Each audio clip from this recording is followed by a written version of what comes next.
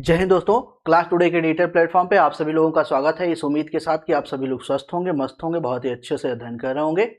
आज की क्लास में हम देखेंगे, लास्ट क्लास में हमने जो है कि हेल्थ से रिलेटेड जो है कि क्या बोलते हैं कि डेफिनेशन वगैरह, परिभाषा वगैरह, उसकी इंपॉर्टेंस, उसका उद्देश्य, उसके ऑब्जेक्टिव, वो बहुत सारी चीजें हमने, वो सारी चीजें जितनी एक बेसिक चीज एक फाउंडेशन के लिए जरूरी है, बेस बनाने के लिए जरूरी है, वो सारी चीजें हमने देख लिया था। इस क्लास में हम actually HEO health education officer का जो पोस्ट निकला हुआ है उत्तर प्रदेश में, उसके लिए क्लासेस ले रहे हैं और यह टॉपिक है आपका हेल्थ एजुकेशन। ठीक है, तो ये सारी चीजें हमने देख ली थी। लास्ट क्लास में मैंने आपको बताया था कि हम काउंसलिंग एंड गाइडेंस के बारे में थोड़ा सा देखेंगे, तो काउंसलिंग के बारे में देखते हैं, थोड़ा सा समझ लेते हैं, है ना। इसकी जरूरत पड़ेगी आगे थोड़ा सा। तो काउंसलिंग एंड गाइडेंस की जरूरत कब पड़ती है? तब पड़ती है जब व्यक्ति का पुनर्वास करना पड़ता है, पुनर्वास करना पड़ता है। आगे ये टॉपिक है तो वहां पे मैंने बताऊंगा। तो इसमें देखा जाए तो काउंसलिंग आपका इंडिविजुअल भी होता है, एज ए कपल भी होता है, फैमिली लेवल पर भी होता है ना, और ये आपका ग्रुप जो है काउंसलिंग भी होता है। जैसी नीड होती है, जैसा प्रोग्राम होता है, उसी हिसाब से काउंसलिंग की जाती है। ठीक है, आगे देखते हैं। तो सामुदायिक आधारित पुनर्वास, community based rehabilitation, rehabilitation, rehabilitation, ठीक है, रिहैबिलिटेशन। तो पुनर्वास है क्या? पुनर्वास है क्या, इसके बारे में हम डिटेल से देखें, और इसीलिए काउंसलिंग की जरूरत पड़ती है। ठीक है, तो जब कोई व्यक्ति किसी मेजर या किसी बड़े असाध्य रोग से ग्रसित होता है, या कोई बड़ा जो है कि उसका मेजर ऑपरेशन हो जाए, या फिर कोई फ्रैक्चर हो जाए, है ना, यानी कि कोई ना कोई ट्रीटमेंट हो, या फिर उसकी उम्र बढ़ जाए, या फिर उसका डाइवोर्स हो, यानी कि डाइवोर्स हो गया और सिंगल पर्सन हो, तो उसका फिजिकल या मेंटल हेल्थ जो है कि डिस्टर्ब होगा। जब फिजिकल और मेंटल हेल्थ डिस्टर्ब होगा तो उसका उपचार किया जाएगा। तो जब उसका उपचार कर लिया जाता है तो चूंकि वो अब शारीरिक और मानसिक रूप से अस्वस्थ हो गया है, तो पूर्व की अवस्था में अपना जीवन यापन नहीं कर पाता, यानी कि उस मेडिकल कंडीशन से पहले जैसा उसका स्वस्थ जीवन चल रहा था उस तरीके से जीवन नहीं जी पाता है। या फिर विकलांग है कोई, है डिसेबल पर्सन है, तो सामान्य लोगों की तरह जीवन यापन नहीं कर पाता है। तो फिर से एक मुख्य धारा में उन्हें जोड़ने के लिए, सामान्य जीवन यापन करने के लिए काउंसलिंग की जरूरत पड़ती है, और इसी चीज को कहा जाता है पुनर्वास। क्या बोला जाता है? पुनर्वास बोला जाता है। पीड़ित व्यक्ति चिकित्सा के बाद भी पूर्व स्थिति में नहीं आने के कारण उसे सामाजिक, आर्थिक और मानसिक क्या होती है? क्षति होती है, और उसी को रिकवर करने के लिए पुनर्वास की जरूरत होती है। यह दृष्टिकोण शिक्षा, कौशल विकास के माध्यम से समावेशी भागीदारी और सशक्तिकरण को बढ़ावा देता है। और इसमें जो काम करता है वो संस्था है आपका CRC, composite regional centre, Hindi में इसे कहते हैं समग्र क्षेत्रीय केंद्र। समग्र क्षेत्रीय केंद्र अन्य संस्था में देखेंगे तो अन्य राष्ट्रीय संस्था जैसे आपका NIMH है, NIMH है, NIHH है, NIVH है, NIOH है, IPOH है, ये सब जो है कि पुनर्वास के लिए, यानी कि देखिए यहाँ पे सीधे सीधी बात आपसे ये कहा जा रहा है, यहाँ पे सरकारी संस्था भी आती है, सरकारी संस्था भी आती है, और साथ ही साथ गैर सरकारी संस्था भी आती है जो आपका पुनर्वास का काम करती है। ठीक है, अब इसमें CRC देखें तो CRC समग्र क्षेत्रीय केंद्र, समग्र क्षेत्रीय केंद्र भारत सरकार के सामाजिक न्याय अधिकारिता मंत्रालय के अधीन कार्य करता है। किसके अधीन कार्य करता है? तो सामाजिक न्याय एवं अधिकारिता मंत्रालय के अंतर्गत जो है कि जो आपका ये है ना दिव्यांग सशक्तिकरण विभाग, उस रूप में ये कार्य करता है। इसका उद्देश्य क्या है? तो उद्देश्य है दिव्यांगों को एक ही छत के नीचे संपूर्ण सुविधा उपलब्ध कराना। क्या है? जैसे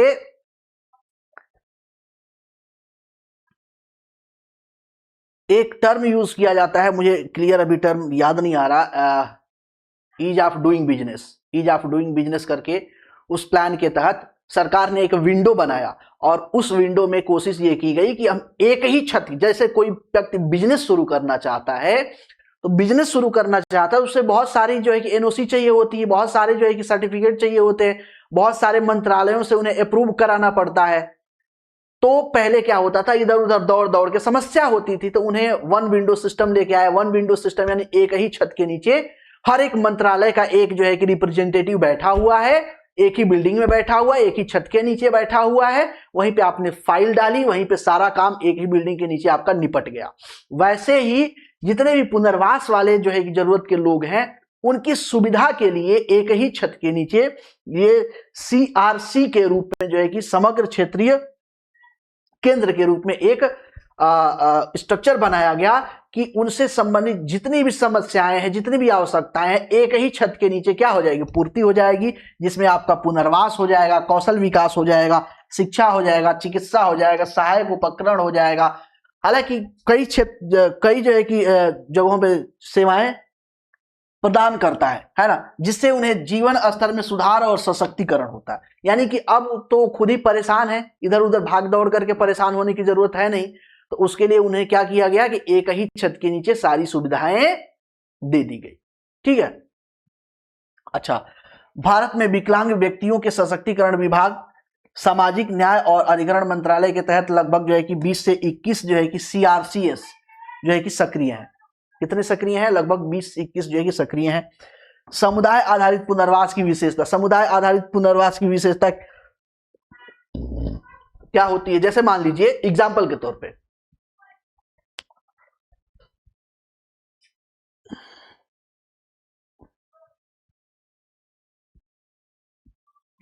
ठीक है, एग्जाम्पल के तौर पे मान लीजिए कोई व्यक्ति है ना, कोई 60 साल का व्यक्ति है, 60 साल का व्यक्ति है, कोई महिला है, कोई भी है, ठीक है। सडनली जो है कि उसकी लाइफ जो है कि स्मूथ चल रही थी, सब कुछ नॉर्मल चल रहा था, मस्त लाइफ चल रही थी, बिंदास, फैमिली में सब रेपुटेशन था, सम्मान था, मान था, सम्मान था, और परिवार में वो बुजुर्ग महिला होने के या बुजुर्ग व्यक्ति होने के कारण उनका जो है कि प्रायोरिटी दी जाती थी, उनसे हर एक सलाह लिया जाता था, उनको सहारा भी दिया जाता था, उनकी हर एक तरीके से ख्याल रखा जाता था। सडनली क्या होता है, वो स्लिप करती हैं, किसी कारण से स्लिप करती हैं, कहीं से गिर जाती हैं और उनके कूल्हे की हड्डी फ्रैक्चर हो जाती है। कूल्हे की हड्डी क्या होती है? फ्रैक्चर हो जाती है। अब इस कंडीशन में मेडिकल कंडीशन आ जाती है तो उनका ट्रीटमेंट कराया जाता है। ट्रीटमेंट कराया गया तो मान लीजिए कि जो भी आपका 2-3 महीने जो भी लगा उसमें सही हो गया, वो हड्डी जुड़ गई, ठीक है, सब कुछ हो गया, बट हड्डी जुड़ गई लेकिन उनके शरीर को क्या हुई? क्षति हुई। मानसिक क्या हुई? क्षति हुई। आर्थिक क्षति हुई। आर्थिक क्षति कैसे हुई आगे चल के देखते हैं। ये सारी चीजें हो गई तो अब वो फिजिकली डिस्टर्ब है, मेंटली डिस्टर्ब है, समस्या है, उनके अंदर बहुत सारी भावनाएं हैं, उनकी बहुत सारी जरूरतें हैं। अब वो किससे कहने जाएंगी? कहने नहीं जाएंगी, फ्रस्ट्रेट होंगी, समस्या होगी। तो उन्हें पूर्ववत जीवन में लाया जाए, पूर्ववत जीवन में लाया जाए। उस जीवन में लाने के लिए सबकी बहुत महत्वपूर्ण भूमिका हो जाती है। सबसे पहले तो खुद की भूमिका होती है, जो व्यक्ति होता है व्यक्ति की भूमिका बढ़ जाती है। व्यक्ति के बाद परिवार की भूमिका आ जाती है, परिवार की भूमिका महत्वपूर्ण हो जाती है। उसके बाद समुदाय व रिश्तेदार की भूमिका महत्वपूर्ण हो जाती है। उसके बाद स्वास्थ्य कर्मी,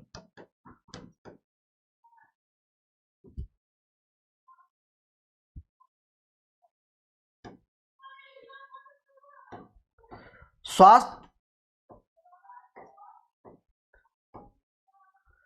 कर्मियों की भूमिका क्या हो जाती है? महत्वपूर्ण हो जाती है।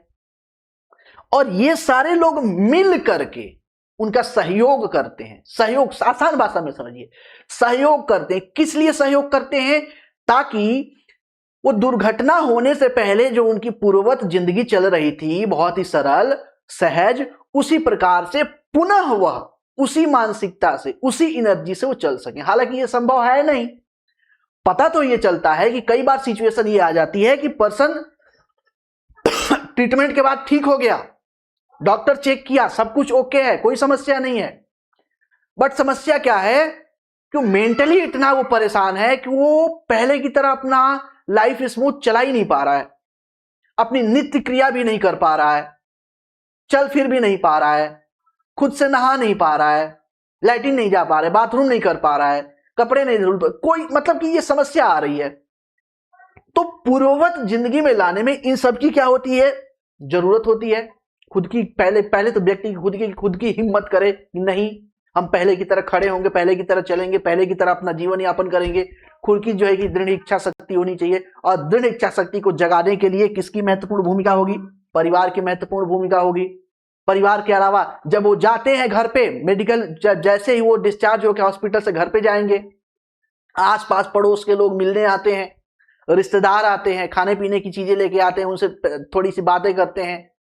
ऐसे लोगों को बातें करना, नसीहतें देना, समझाना, कैसे उठिए, कैसे बैठिए, कैसे क्या कीजिए, ये बहुत जरूरी होता है। मेंटली उन्हें मेंटली सेटिस्फेक्शन होना बहुत जरूरी होता है, मानसिक रूप पे उन्हें संतुष्टि मिलना जरूरी होता है कि हमारे एक्सीडेंट के बाद हमारी जो है कि महत्व या हमारी जो है कि रिस्पेक्ट कम नहीं हुई है, वैसे ही लोग कर रहे हैं। तो ये बहुत क्या होती है, जरूरी होती है। इसमें समुदाय की भूमिका क्या होती है, महत्वपूर्ण हो जाती है। रिश्तेदार की भूमिका क्या होती है, महत्वपूर्ण हो जाती है कि वो पहले की तरह सद्भावना से, सहनशीलता से, सहभागी ले उन्हें अपनापन क्या करें, महसूस कराएं। निःशक्त शारीर मानसिक बाध्यताओं को क्या करें, कम करें। यथासंभव व्यवहार प्रशिक्षण की व्यवस्था करें। प्रशिक्षण की व्यवस्था करने का मतलब ये हो गया कि जैसे मान लीजिए अब वो कोई व्यक्ति है जो चल नहीं पा रहा है एक्सीडेंट के बाद, तो उसको जो है कि वो क्या बोलते हैं, उसको हाथ में पकड़ के चलते हैं, डंडी वगैरह, और एक इस तरीके से होता है, उसको पता नहीं, वॉकर बोलते हैं, शायद वॉकर बोलते हैं। तो इस तरह की व्यवस्था कराना। अगर वो जो है कि टॉयलेट बाथरूम तक नहीं जा पा रहा है तो उस तरीके की वहां पे व्यवस्था कराना कि वो चीजों को क्या करे, कंफर्टेबल तरीके से कर सके। तो ये सारी चीजें क्या है, सहयोग में आ जाएंगी।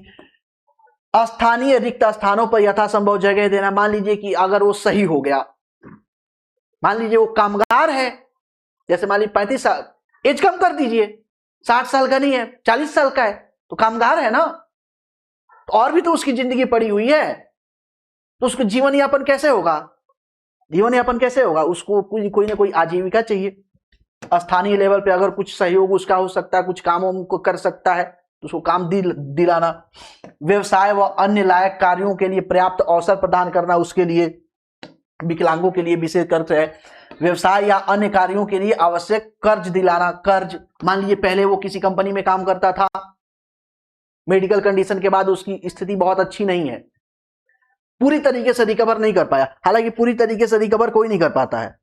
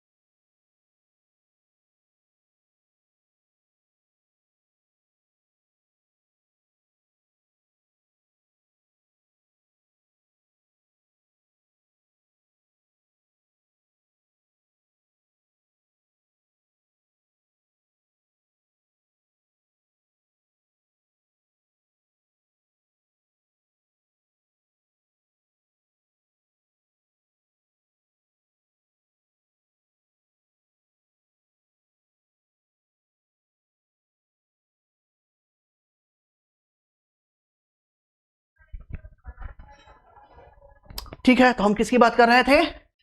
हाँ, कि मान लीजिए कोई फैक्ट्री में पर्सन है, जैसे हमारे गांव में देखेंगे तो हमारे गांव में एक हमारे चाचा लगते हैं, चचा लगते हैं, वो लुधियाना काम करते थे। सडनली उनका फैक्ट्री में क्या हो गया, एक्सीडेंट हो गया। एक एक्सीडेंट हो गया तब पहले की तरह रिकवर नहीं कर पाए तो उनकी फिजिकल हेल्थ वीक हो गई, मेंटल हेल्थ वीक हो गई, और ये दोनों वीक होने के कारण हम कंपनी में काम करने लायक नहीं रह गए। अब नहीं रह गए तो उनको क्या चाहिए कि स्थानीय स्तर पे कोई उनको आजीविका का साधन मिले, दुकान करके बैठ जाए या कोई और इस तरह की व्यवस्था हो जाए ताकि उनकी आजीविका क्या हो और उनके परिवार की आजीविका चलती रहे। ये बहुत क्या होती है, जरूरी होती है। इसके लिए क्या चाहिए, कर्ज वगैरह चाहिए भैया। एक तो पैसा जो था वो क्या हो गया, लग गया ना इलाज में, तो फिर एक आजीविका शुरू करने के लिए क्या चाहिए, कर्ज वगैरह की व्यवस्था होनी चाहिए। समाज के मुख्य धारा में लाने के लिए समुदाय के लोगों का क्या होनी चाहिए, सहभागिता होनी चाहिए, सहयोग होना चाहिए, सद्भावना होनी चाहिए। यथासंभव उन्हें सामाजिक प्रतिष्ठा देकर उनके आत्मबल को क्या करना चाहिए, यानी उन्हें रिस्पेक्ट दीजिए। अब ऐसा नहीं है सामान्य तौर पे क्या होता है कि एक अगर परिवार में एक कोई व्यक्ति है,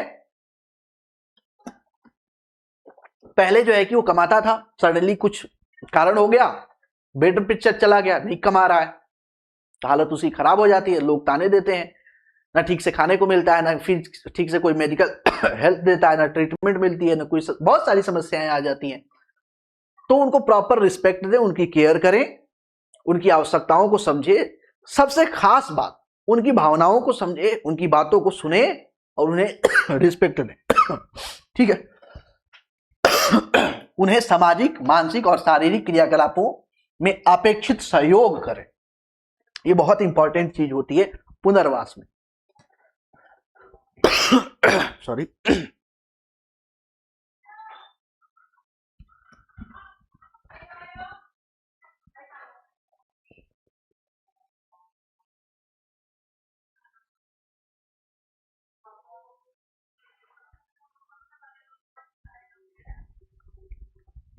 ठीक है।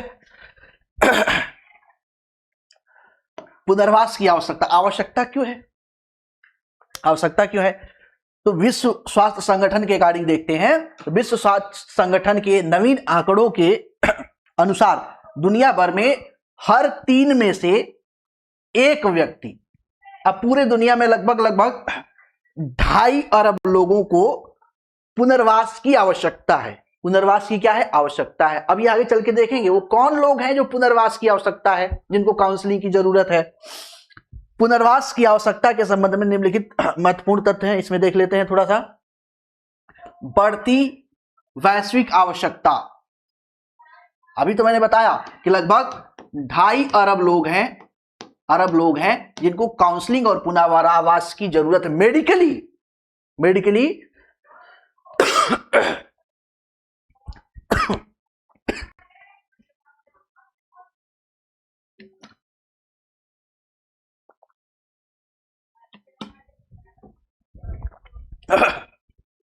मेडिकली जो है कि उनको पुनर्वास और काउंसलिंग की जरूरत है। ठीक है। जनसंख्या में परिवर्तन हो रहा है, लगातार जगह जनसंख्या बढ़ रही है। जनसंख्या बढ़ने के साथ साथ इसमें भारतीय परंपरा में देखा जाए तो 4 जो है कि उसके मूल तत्व थे, है ना।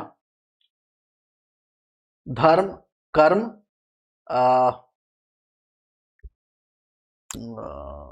क्या थे, थोड़ा सा मिस कर रहे हैं, काम मोक्ष। धर्म, कर्म, काम, मोक्ष। ठीक है। धर्म, कर्म, काम, मोक्ष। तो धर्म भूल गए लोग, मोक्ष भूल गए लोग, और कर्म और जो है कि काम, 2 ही चीज क्या हो, धन और काम, 2 ही चीज क्या किए, याद किए। तो इसमें जो है कि समस्या क्या हो रही है, जैसे जैसे जनसंख्या बढ़ रही है वैसे वैसे एकाकीपन बढ़ता जा रहा है, लोगों का अकेलापन बढ़ता जा रहा है। तो इसमें जो है कि उनको देखरेख के लिए, है ना, बुजुर्ग लोग हैं उनके देखरेख के लिए, कोई मेडिकल जो है कि चैलेंज से जूझता हुआ व्यक्ति है उसे देखरेख के लिए, मेजर ऑपरेशन हुआ है उससे देखरेख के लिए, कोई असाध्य बीमारी हुई है उससे देखरेख के लिए, और उनको पुनर्वास के लिए बहुत जो चीजें की, बहुत जो है कि जनसंख्या क्या चाहिए, एक तो पैसा चाहिए, आधारभूत संरचना चाहिए, और ट्रेंड लोग चाहिए, प्रशिक्षित लोग चाहिए, जैसे नर्स हो गई, है ना, आशा कार्यकर्ता होगी, आंगनबाड़ी कार्यकर्ता हो गई, ये सब डॉक्टर हो गए, वार्ड बॉय, ये सब क्या चाहिए, ट्रेंड पर्सन चाहिए। एक कोई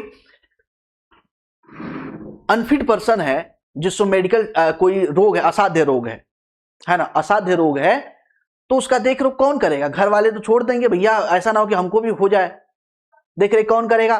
नर्स करेगी, हायर करना पड़ेगा, उसके लिए पैसा लगेगा, और नर्स आएगी तो ऐसे देख के थोड़ी करेगी, सामान भी तो लगेगा ना, सामान लगेगा तो उसके लिए भी खर्च लगेगा, ट्रेंड होगी।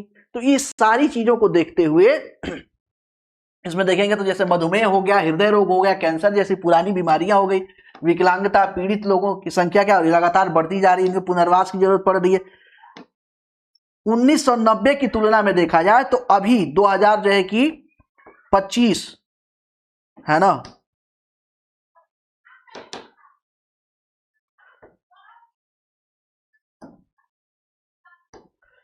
2025 तक देखा जाए तो लगभग 63% वृद्धि हुई है।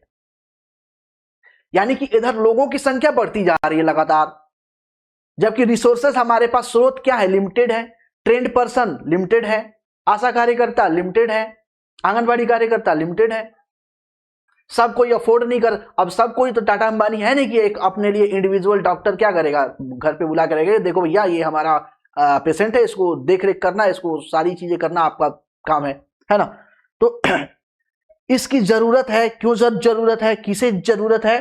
तो पुनर्वास केवल विकलांग लोगों के लिए नहीं यह आवश्यकता पड़ती है, बल्कि यहाँ पे देखें जो चोट लगी हुई है, सर्जरी हुआ है, विभिन्न बीमारियों से जैसे स्ट्रोक हो गए, है ना, पार्किंसन हो गए से पीड़ित है, वे लोग जिनकी शारीरिक गतिविधि वृद्ध हो चुकी है, वृद्ध लोग हैं, कमजोर लोग हैं, विकलांग लोग हैं, ये तो विकलांग तो यहाँ पे देख ही लिए ना, वे लोग जो न केवल शारीरिक बल्कि मानसिक रूप से भी क्या है, बौद्धिक रूप से भी क्या है, अस्वस्थ है, उनके लिए भी क्या है, जरूरी है। जैसे मान लीजिए बहुत बार आपने देखा होगा अपने आसपास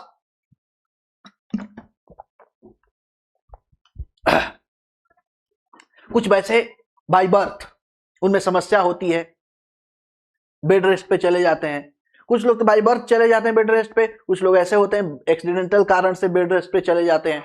उनको देख रेख के लिए क्या चाहिए, एक तो पर्सन चाहिए, साथ ही साथ जब वो फिट भी हो जाएंगे तब भी उनको पूर्ववत जिंदगी में जोड़ने के लिए, जीवन की मुख्य धारा से जोड़ने के लिए तमाम सारे प्रयास करने पड़ेंगे, उनके आजीविका के साधन का प्रबंध करना पड़ेगा। अगर उनके पास कोई विशेष कौशल नहीं है या फिर विशेष कौशल है लेकिन किसी विशेष अंग के न होने के कारण वह उसमें कुछ नहीं कर सकते, तो उनके लिए दूसरे तरह के कौशल का प्रबंध करना पड़ेगा, उसमें उनको प्रशिक्षण देना पड़ेगा, फिर उनके लिए काम ढूंढना पड़ेगा, उन्हें एक जगह देनी पड़ेगी। ये सारी चीजें हमें देखने को पड़ती है। पुनर्वास के लाभ क्या होते हैं? आत्मनिर्भरता बढ़ेगी। जैसे ही एक व्यक्ति को जो है कि पुनर्वास करा दिया गया, मेडिकली फिट हो गया, फिजिकली मेंटली फिट हो गया, या थोड़ा सा उसमें दिक्कत भी है, फिर भी उन्हें हम एक कौशल, जैसे मान लीजिए एक पर्सन है जो पैरों से बिल्कुल, मान लीजिए विकलांग नहीं, छोड़ी सडनली एक्सीडेंट हुआ, उसके पैर कट गए, एक पैर कट गया पूरा, ठीक है, तो वो बहुत ज्यादा चैलेंज फेस करेगा और वो पूर्ववत लाइफ में कैसे जिएगा? तो उसके लिए रोजगार के लिए उसका हाथ तो सलामत है, तो हाथ से करने वाले काम को, स्किल्स को उसको क्या करेंगे, सिखा देंगे, कंप्यूटर सिखा सकते हैं और रिपेयरिंग का काम सिखा सकते हैं, बैठे बैठे जो करने वाले काम है वो सिखा सकते हैं, है ना। ये सारी चीजें उसमें से कोई ना कोई एक स्किल को सिखा दिए, उसके बाद उसको हम काम दिला दिए, उसकी आजीविका चलने लगी, वह समाज की फिर से मुख्य धारा में जुड़ गया और यथा जैसे पूर्ववत उसकी जिंदगी चल रही थी वैसे ही उसकी लाइफ फिर से चलने लगी। उसमें क्या होगा, आत्मनिर्भरता बढ़ेगी। पुनर्वास होगा तो आत्मनिर्भरता क्या होगी, बढ़ेगी। व्यक्ति को बिना किसी के सहारे के साथ दैनिक कार्य करने में सक्षम बनाती है, उन्हें शिक्षा, कार्य, परिवार से सक्रिय रूप से भाग लेने में मदद करती है। ये सारी चीजें, स्वास्थ्य की देखभाल लागत को कम करता है। अगर उसका पुनर्वास हो गया तो अगर उसमें मान लीजिए कुछ मेडिकल चैलेंजेस आ जाते हैं या उसकी दवा अगर और आगे चलाना भी है, उसको कोई जरूरत भी है, तो अपने खर्चे खुद जो है कि निकाल सकता है, किसी और पे बर्डन नहीं बनेगा। तो उसमें एक रिस्पेक्ट की भावना भी आएगी, मेंटली भी क्या होगी, फिट होगा, उसमें फ्रस्ट्रेशन नहीं आएगा, डिप्रेशन नहीं आएगा, टेंशन नहीं आएगा, अवसाद नहीं आएगा, इन सारी चीजों से वो क्या होगा, बचा होगा, की अवधि को कम करके पुनरावृत्ति करते हैं। ठीक है, जीवन की गुणवत्ता में सुधार होगा, उसकी जीवन की गुणवत्ता में क्या होगा, सुधार होगा, खुद के जीवन की गुणवत्ता में सुधार होगा, साथ ही साथ उसका जो परिवार है उसकी की गुणवत्ता में क्या होगा, सुधार होगा, उसके जो आसपास के लोग वो खुद भी हैप्पी रहेगा और उसके आसपास के जो लोग हैं वो भी क्या होंगे, प्रसन्न रहेंगे, हैप्पी रहेंगे। प्रमुख चुनौतियां क्या है, अब पुनर्वास में समस्या क्या है, पुनर्वास की बात कर रहे हैं, इसमें समस्या क्या है। तो विश्व स्वास्थ्य संगठन के अनुसार पुनर्वास 2030 पहल के अनुसार दुनिया में पुनर्वास की काफी कमी है। क्या है, बहुत कमी है। कम आय वाले देशों में आधे से अधिक लोगों को आवश्यक सेवा नहीं पहुंच पाती है, पुनर्वास की क्या मेडिकल फैसिलिटी, पुनर्वास की फैसिलिटी, काउंसलिंग है ना, दवाइयां, ये सारी चीजें, उनके जो अगर विकलांग है तो उनके उपकरण नहीं पहुंच पाते हैं। प्रशिक्षित विशेषज्ञों की क्या है, कमी है। अब इतनी nurse, ANM, GNM, ward boy, ये चीजें तो है नहीं, इतनी संख्या में नहीं है कि हर एक को वो पर्सनली देख सके, है ना। धन की भी कमी है, शहरों पर के मुख्य रूप से शहरों पर केंद्रित है, गांव में तो इस तरह की अवधारणा ही नहीं है। गांव में तो पता चला कि अगर तुम गिर गए, है ना, हड्डी वड्डी फ्रैक्चर हो गए, 2-4 महीने ट्राई किए, नहीं चल पा रहे हो, बेड रेस्ट पे हो गए, किधर से आया है पता नहीं क्या, कैसा कर्म किए थे, गिर गए, उठ भी नहीं रहे हैं, ये नहीं है, वो नहीं है, अपने से ये नहीं कर पाते हैं, समस्या हो जाती है, तो फिर बहुत सारी समस्या हो जाती है। और अगर समस्या हो गई, कोई प्रॉपर देख रेख करने वाला नहीं है, प्रॉपर मान लीजिए एक पर्सन घर का देख रेख करने वाला नहीं है, या फिर आपने कोई बाहर जो है कि नर्स वगैरह नहीं रखा है, तो बेड पे पड़े पड़े क्या होता है, उस पर्सन का बेड के जो बॉडी का जो हिस्सा होता है, जो बेड पे लगा होता है, उसमें सड़न होने लगती है, उसमें कीड़े पड़ने लगते हैं, है ना। तो ये एक और गंभीर समस्या उत्पन्न हो जाती है यहाँ पे। तो ये सारी चीजें हमें देखने को मिलती है गांव में, ये सारी समस्या। कुछ लोग तो हैं कि बहुत सारे लोग हैं जो अपने बुजुर्गों का बहुत ज्यादा केयर करते हैं, रिस्पेक्ट करते हैं, उनकी देखरेख करते हैं प्रॉपर। अगर वो बेड रेस्ट पे है, समस्या है, नहीं उठ पा रहे हैं, तब भी उनका नित्य क्रिया जो है करते हैं। साथ साथ कम से कम डेली नहीं हो सकता तो हर 2-3 दिन पे नहलाते हैं, धुलाते हैं, शरीर को पोंछते हैं, तेल लगाते हैं, मालिश करते हैं, धूप में बिठाते हैं। अगर दवा की जरूरत है तो दवा कराते हैं, डॉक्टर के पास ले जाना है डॉक्टर के पास ले जाते हैं। तो इस तरह के वर्क के लिए प्रॉपर एक ट्रेंड पर्सन होना चाहिए, ट्रेंड पर्सन, वो सही तरीके से और सही तरीके से कर पाएगा। तो इतनी सारी चीजें है नहीं फैसिलिटी, इसकी क्या है, कमी है। विश्व स्वास्थ्य संगठन के अनुसार पुनर्वास एवं प्राथमिक स्वास्थ्य सेवा जिस तक सभी की पहुंच होनी चाहिए, सार्वभौमिक कवरेज होनी चाहिए, वो अभी नहीं है ना। दूर दराज बहुत सारे, अब अफ्रीका के देश में आप सोचोगे कि अब उसके पास हेल्थ फैसिलिटी हो, उसके पास पुनर्वास की जो है कि फैसिलिटी हो, कहां से आएगा। भारत, अफ्रीका के बाद छोड़िए, भारत में ही दूर दराज पर्वतीय क्षेत्र ले लीजिए, जंगली क्षेत्र ले लीजिए, आदिवासी क्षेत्र ले लीजिए, वहां पे इस तरह का कोई कॉन्सेप्ट ही नहीं है। हाँ, वहां के लोग नैतिक रूप से बहुत ज्यादा क्या होते हैं, तत्पर होते हैं अपने बुजुर्गों के लिए, अपने माता पिता के लिए, अपने दादा दादी के लिए, कि हमारे दादा दादी कोई बात नहीं, अगर बेड रेस्ट पे भी चले गए हम उनकी देखरेख करेंगे। साल भर, 2 साल, 6 महीने, 3 साल, 4-4, 5-5 साल तक लोग बेड रेस्ट पे पड़े रहते हैं, उसी पे खाएंगे पिएंगे, उसी पे सुसु पोटी सब कुछ होता है। तो 5 साल अगर पर्सन बेड रेस्ट पे चला गया, इसका मतलब कि केयर करने वाला उनके पास, ठीक है, हो सकता है ट्रेंड पर्सन ना हो, उसके पास बहुत ज्यादा जानकारी, लेकिन उसके पास एक आस्था है कि मेरे माता है, मेरे पिता है, मेरे दादा है, दादी हैं, उनकी लाइफ अच्छी होनी चाहिए, उन्होंने हमारे लिए पूरी लाइफ किया है, तो हम उनका निर्वहन तो कर ही सकते हैं। तो इस तरह की भावना से भी वो चीजें की जाती हैं। ठीक है, ऐसे व्यक्तियों के लिए निम्न प्रकार के पुनर्वास की आवश्यकता होती है। जो ऐसे व्यक्ति होते हैं उन्हें किन तरह की पुनर्वास की आवश्यकता होती है, चिकित्सकीय पुनर्वास की जरूरत होती है ना, चिकित्सकीय उपचार, कृत्रिम अंग। बहुत सारे ऐसे लोग होते हैं जिनका जो है पता चले कि अंग ही सड़ गया या काटना पड़ा, तो कृत्रिम अंग लगवा लिए। जैसे मान लीजिए अभी बता ना, एक्सीडेंट में एक पर्सन का पैर कट गया या हाथ कट गया, तो आजकल तो आर्टिफिशियल आर्टिफिशियल जो है कि लेग आ रहे हैं, आर्टिफिशियल आपके हैंड आ रहे हैं, उसको आप यूज कर लीजिए, कराया जा सकता है ना। जैसे नारायण सेवा संस्था द्वारा, नारायण सेवा संस्था एक गैर सरकारी संस्था है, नारायण सेवा संस्था, जो इस तरह के जो है कि उपकरण वितरित करती है। जिनके हाथ कट गए हैं उन्हें हाथ दे दिया, है ना, जिनका पंजा कट गया पंजा दे दिया, जिनका पैर कट गया पैर दे दिया, आर्टिफिशियल, ताकि वह अपने जीवन में किसी पे बहुत ज्यादा आश्रित ना हो, इस उद्देश्य से यह काम किया जाता है। ठीक है, व्यवसायिक प्रशिक्षण भी दिया जाता है और विशेष शिक्षा सेवा भी सम्मिलित की जाती है इसमें।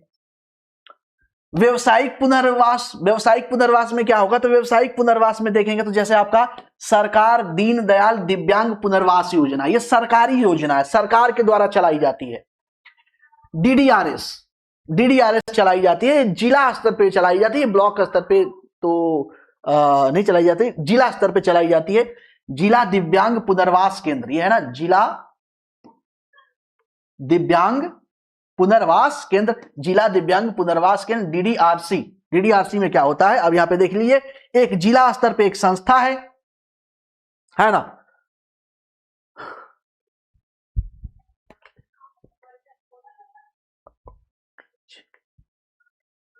ठीक है।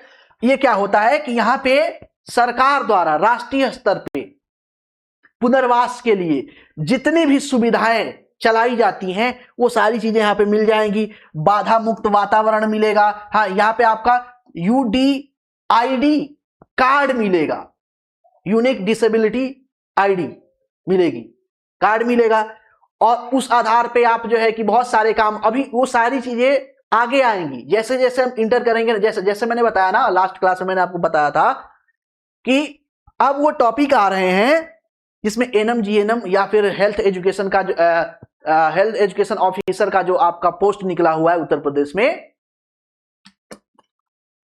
अब यहां से ऐसे वो टॉपिक स्टार्ट हो जाएंगे कि जैसे जैसे हम इंटर करेंगे वैसे वैसे वैसे वैसे आपको परीक्षा उपयोगी तथ्य आपको मिलते चले जाएंगे। ठीक है, तो यहां पे क्या होता है, अच्छा जो है कि इन्वायरमेंट होता है, वहां पे यूनिक डिसेबिलिटी कार्ड आपको मिलता है, शीघ्र पहचान हस्ताक्षर मिलता है, कौशल प्रशिक्षण मिलता है, स्वरोजगार के लिए आपको स्किल डेवलपमेंट सिखाया जाता है, स्किल डेवलप किया जाता है आपके अंदर।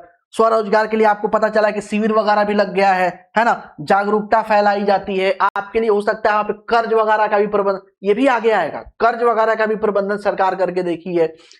तो पुनर्वास के लिए सरकारी लेवल पे, सरकार के लेवल पे, जिला स्तर पे कौन सी जो है कि प्रोग्राम चलाया जाता है, सरकारी दीनदयाल दिव्यांग पुनर्वास योजना चलाई जाती है जिला स्तर पे।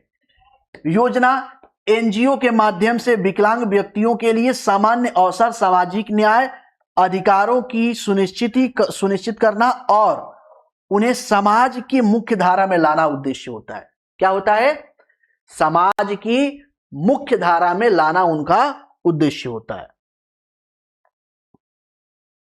आगे, दिव्यांग जनों को शिक्षा, प्रशिक्षण, रोजगार के अवसर मिल जाते हैं। रोजगार के तहत 90% तक की वित्तीय सहायता प्रदान की जाती है। वित्तीय सहायता क्या की जाती है, प्रदान की जाती है उसके द्वारा,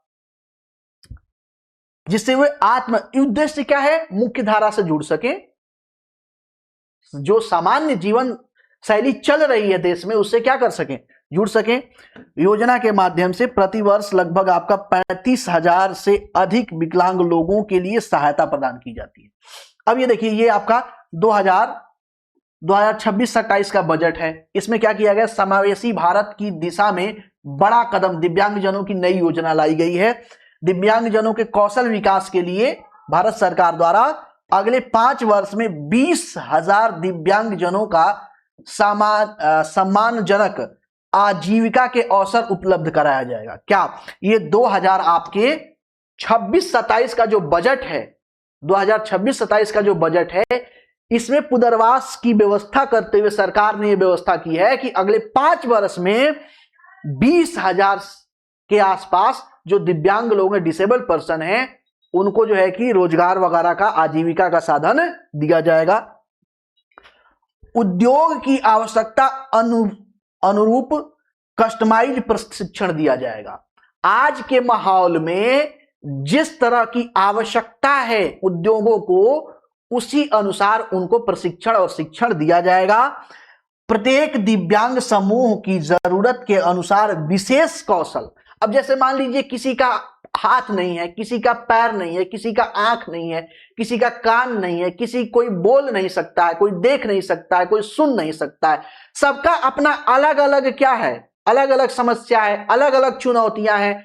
तो उन चुनौतियों को ध्यान में रखते हुए ही उन्हें एक कुशल यानी कि एक कौशल सिखाया जाएगा, जिससे वो आत्मनिर्भर बन सके और सशक्त हो सके और सशक्त भारत का निर्माण हो सके। आत्मनिर्भरता और रोजगार की क्षमता को क्या किया जाएगा, उनमें बढ़ाया जाएगा। ये प्रोविजन किसमें किया गया है, बजट 2026-27 में किया गया है। ठीक है, आगे चलते हैं। नेक्स्ट, व्यवसायिक प्रशिक्षण, ऑलरेडी वहां पे हमने देख लिया। व्यवसायिक प्रशिक्षण पुनर्वास केंद्र वीआरसी होता है, जिसमें इलेक्ट्रॉनिक्स के बारे में, कंप्यूटर अनुप्रयोग के बारे में, सिलाई के बारे में, अन्य क्षेत्रों के बारे में क्या होता है, प्रशिक्षण दिया जाता है। सामाजिक पुनर्वास, देखिए जब आर्थिक पुनर्वास हो जाएगा ना आपका, जब आपका आर्थिक पुनर्वास हो जाएगा, जब आपका इकोनॉमिकल स्टेटस अपलिफ्ट हो जाएगा,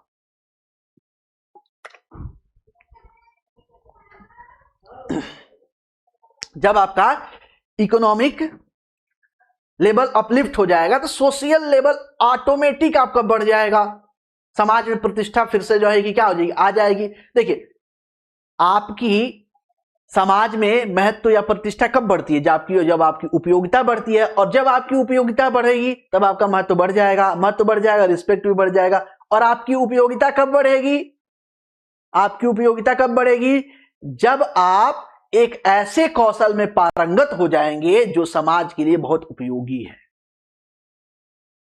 तो हर एक चीज आपको मिलेगी। फिर आपका सोशल स्टेटस भी बढ़ेगा, फिर आपका आर्थिक स्टेटस भी बढ़ेगा, फिर आपका शारीरिक स्टेटस भी बढ़ेगा, फिर आपका मानसिक लेवल, मानसिक और शारीरिक लेवल दोनों लेवल से क्या हो जाएंगे, फिट हो जाएंगे, क्योंकि चीजें जो आपको सेटिस्फेक्शन फिजिकली मेंटली मिलना चाहिए वो आपको मिलने लगेगा। ठीक है, मनोवैज्ञानिक पुनर्वास, फिर भी अगर कोई समस्या आ रही है, साइकोलॉजिस्ट के पास आपको भेजा जाए, आप देखा जाए आपको समस्या क्या है, क्या प्रॉब्लम है, और उस तरीके से आपको ठीक किया जाए। ठीक है, विकलांग व्यक्तियों के लिए पुनर्वास, विकलांग व्यक्तियों के लिए पुनर्वास की बात करते हैं तो शारीरिक एवं मानसिक दृष्टि से अयोग्य व्यक्ति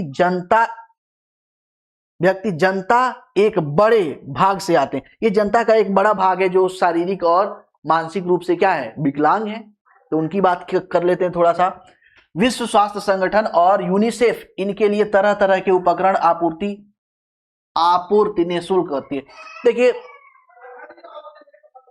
पुनर्वास के लिए अंतरराष्ट्रीय संस्थान में 2 संस्था जो है कि महत्वपूर्ण है।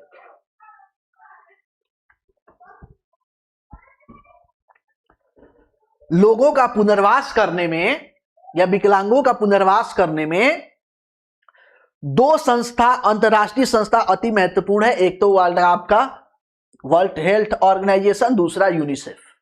ठीक है, भारत में नारायण सेवा आश्रम, उदयपुर और तिरुपति मंदिर ट्रस्ट शल्य चिकित्सा द्वारा पुनर्वास में अहम भूमिका निभाते हैं। किसके द्वारा, शल्य चिकित्सा, सर्जरी वगैरह की बात करते हैं।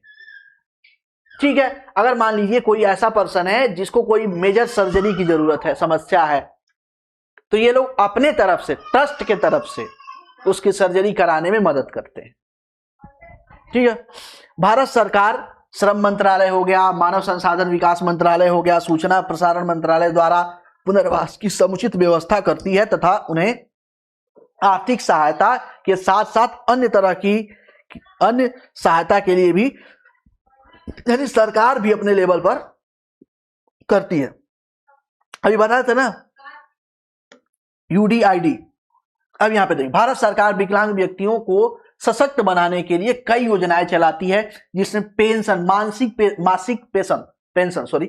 मासिक पेंशन दिया जाता है, जिसमें आपका 1000 से लेकर 3500 रुपया मंथली आपको पेंशन मिलता है, पैसा मिलता है, जिसे आप कम से कम आर्थिक रूप से किसी पे आश्रित ना रहें।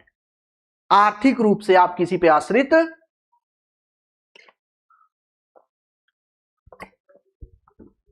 ना रहे, है ना, आर्थिक रूप से आश्रित ना रहे। दिव्यांग जन अधिकार अधिनियम के तहत 40% या अधिक विकलांगता पर यूडीआईडी जारी की जाती है। यूडीआईडी क्या है? Unique disability ID. और ये पूरे देश में क्या होती है? मान्य होती है। सरकारी लाभ उठाने के लिए ये प्राथमिक दस्तावेज है।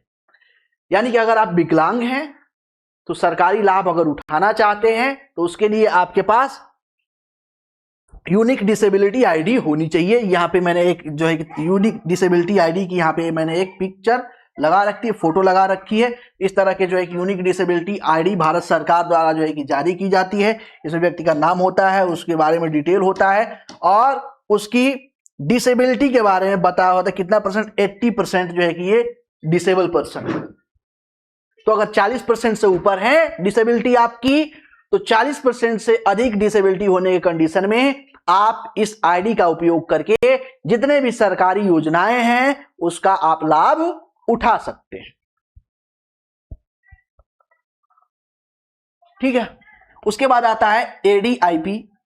एडीआईपी क्या है? Assistance to disabled person for purchase fitting of aids and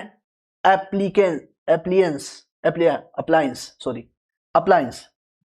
यानी सीधा साधा खाने का मतलब यह है कि अगर आप यूनिक डिसेबिलिटी आईडी है तो उसका उपयोग करके आप अपने लिए उपकरण परचेज कर सकते हैं या सरकार से डिमांड कर सकते हैं। सहायता उपकरण एडीआईपी योजना। एडीआईपी योजना की शुरुआत 1981 में से चल रही है। योजना के तहत विकलांगता के प्रभाव को कम करने के लिए आधुनिक सहायता उपकरण जैसे व्हीलचेयर हो गया, कान की मशीन हो गई, बैसाखी हो गया, वॉकर हो गया, ये सारी चीजें दी जाती है। योजना में आवश्यकता पड़ने पर सहायता उपकरण प्रदान करने से पहले सर्जरी कराना भी प्रावधान है। सर्जरी बहुत सारी संस्था आगे चल के संस्था देखेंगे कि अगर आप इस तरह से समस्या ग्रसित हैं और आपको जो है कि सर्जरी की जरूरत है तो आपको उपकरण प्रदान करने से पहले आपकी सर्जरी कराई जाएगी। सर्जरी कराने के बाद जब आप फिट हो जाएंगे फिर आपको उपकरण दिया जाएगा। ठीक है। योजना के तहत विभिन्न कार्यान्वयन agency artificial limbs manufacturing corporation of India, है ना, इसको शॉर्ट में कहते हैं ALIMCO, राष्ट्रीय स्वास्थ्य क्षेत्रीय केंद्र, जिला दिव्यांग पुनर्वास केंद्र विकलांग क्षेत्र में राज्य निगम गैर सरकारी संगठन आदि को सहायता उपकरण की खरीद और वितरण के लिए अनुदान जारी करता है। ये क्या है आपका? ALIMCO। ये बजट जो है कि 2026-27 में देखा जाए तो समावेशी भारत की दिशा में बड़ा कदम उठाते हुए दिव्यांग जनों के लिए नई योजना आई है, दिव्यांग सहारा योजना आई है। और इसके तहत क्या होगा कि भारतीय कृत्रिम अंग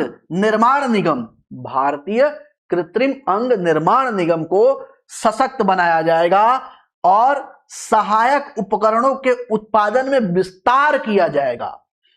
अनुसंधान एवं विकास और एआई तकनीक का समावेशन किया जाएगा। एआई का भी समावेशन की बात की गई है। पीएम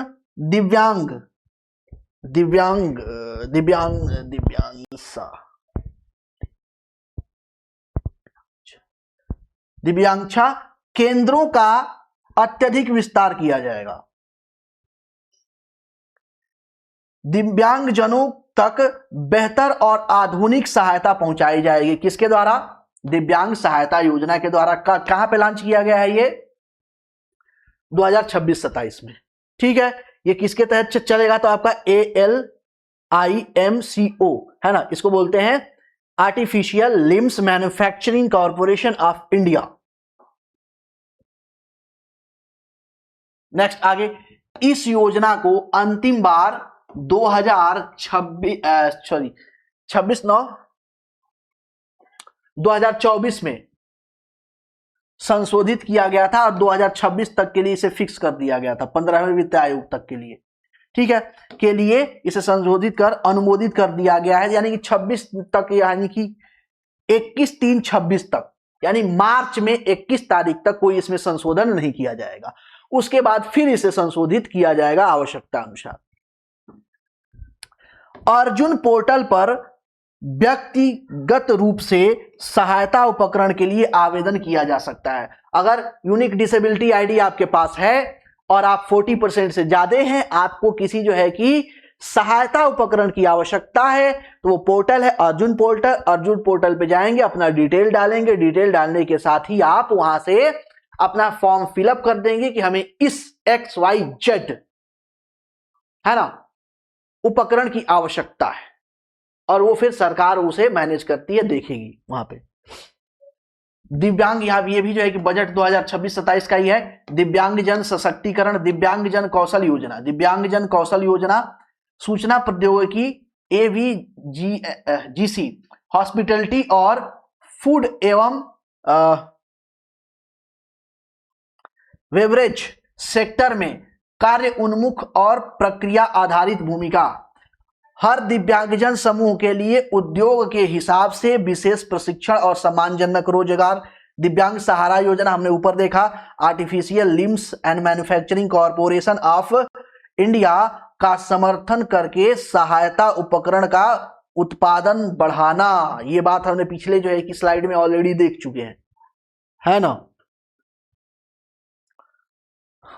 के माध्यम से 50 लाख रुपए तक का रियायत ऋण।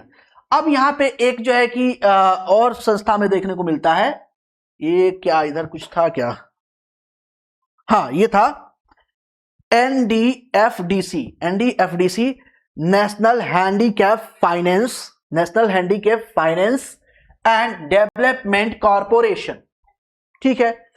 इसके माध्यम से 50 लाख तक का ऋण जो है कि दिया जाता है। कम भी ऋण दिया या ज्यादा भी ऋण दिया, अभी इसके बारे में हम देख लेंगे। यह है आपका NHFDC लोन रजिस्ट्रेशन फॉर दिव्यांगजन, है ना, नाउ अवेलेबल थ्रू CSC। इसमें 40% तक की बात की जाती है, 40% तक की डिसेबिलिटी की बात की जाती है, उसके लिए तमाम सारी बातें यहां पे की जाती है। राष्ट्रीय दिव्यांग वित्तीय एवं विकास निगम NDFDC भारत सरकार के पूर्ण स्वामित्व वाली कंपनी है। ये क्या है, भारत सरकार की पूर्ण स्वामित्व वाली कंपनी है। का मतलब ये हो गया कि यह पूर्ण रूप से सरकारी कंपनी है और यह दिव्यांगजनों के लिए जो उपकरण बनते हैं उसके लिए फाइनेंस करती है, यानी कि दिव्यांगजनों को फाइनेंस करती है मुख्य रूप से। यह सहायता राज्य सरकारों द्वारा नामित राज्य चैनलिंग एजेंसियों, चयनित सार्वजनिक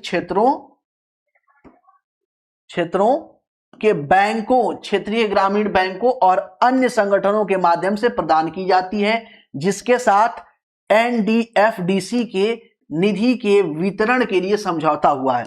यानी कि जिसके भी साथ जो है कि NDFDC का समझौता हो रखा है, वहां पे पैसा जाता है, उसी के अकॉर्डिंग जो है कि डिसेबल पर्सन तक पहुंचाया जाता है, वितरण किया जाता है। NDFDC के द्वारा कार्यान्वित की जाने वाली प्रमुख योजना है, तो इसमें है दिव्यांगजन स्वावलंबन योजना। कौन सी है, दिव्यांगजन स्वावलंबन योजना है। इसके तहत क्या होता है, 40% या अधिक विकलांग और जिसकी उम्र 18 वर्ष से ज्यादा हो, क्या हो, 18 वर्ष से ज्यादा हो आयु वाले कोई भी भारतीय नागरिक स्वरोजगार के लिए NDFDC योजना के तहत ऋण आवेदन कर सकता है। और ऋण कितना मिलेगा, 50 लाख रुपया। स्वरोजगार के लिए कितना मिलेगा, 50 लाख रुपया, और बस नॉमिनल की 5 से 9% ब्याज पे आपको मिलेगा। कितने ब्याज पे मिलेगा, 5 से 9% ब्याज की दर पे आपको स्वावलंबन योजना के तहत रोजगार के लिए पैसा मिलेगा। अगर आप देश में शिक्षा प्राप्त करना चाहते हैं, मान लीजिए आप रोजगार नहीं करना चाहते हैं, शिक्षा प्राप्त करना चाहते हैं, विकलांग है 40% से ज्यादा,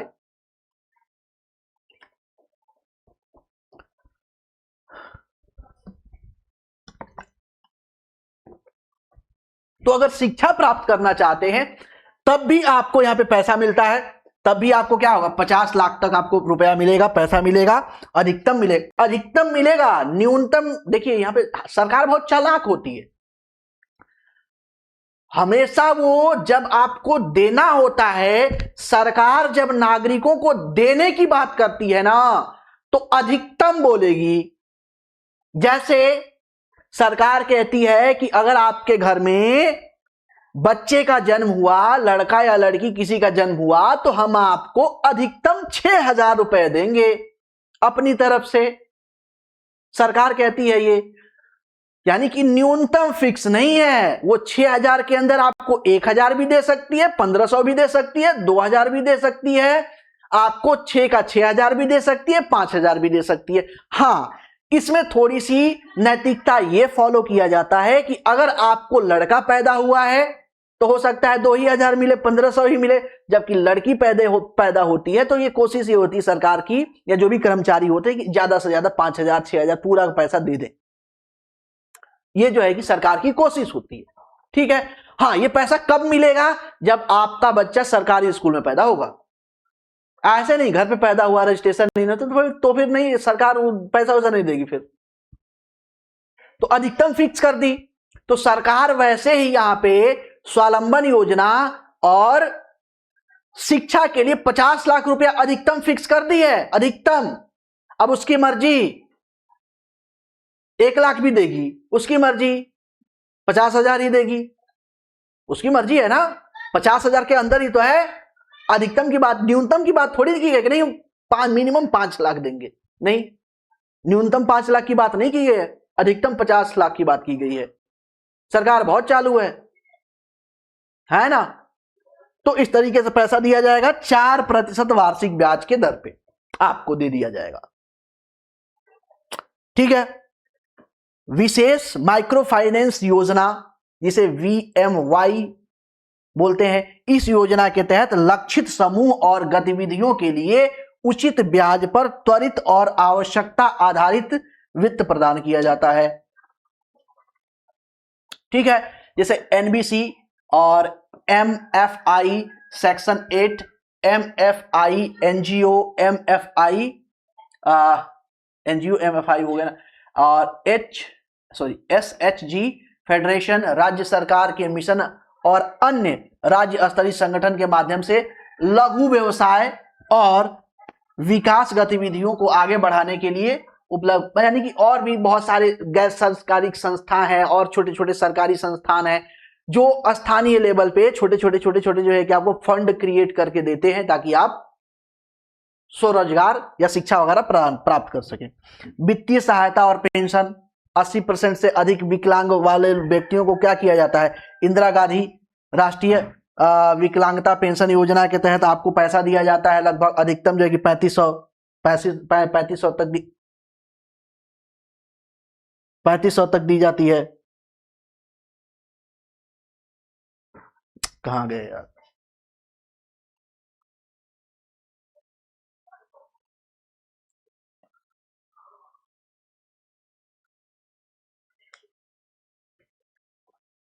चलो अब क्लास भी लगभग कंप्लीट ही हो चुका है।